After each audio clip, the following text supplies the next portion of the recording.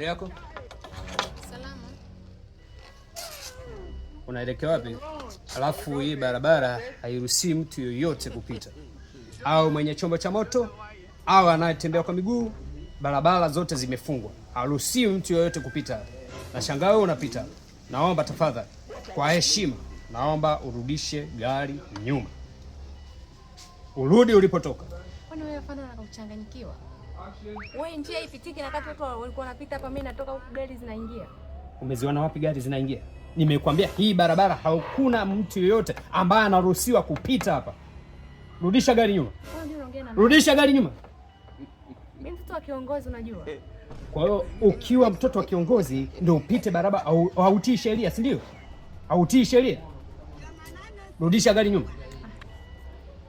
Naomba rudisha gari nyuma. Wewe afana nini? Mbona umeniganda? Kwani wengine huwaoni huko mpaka mimi? Kwa hiyo unajifanya kwa sababu wewe ni mtoto wa kiongozi ndio hauwezi kurudisha gari nyuma. Hautii sheria, si ndio? Sasa leo utanitambua vizuri. Utajifunza na kufundisha adabu. Shuka kwenye gari. Shuka kwenye gari. Ande nini? Toa mkanda, shuka kwenye gari. Twende kituoni. Muite wewe baba yako na mlingia tuone wewe kiongozi gani. Kama na yuko juu ya sheria. Pumbavu kabisa. Pita huko.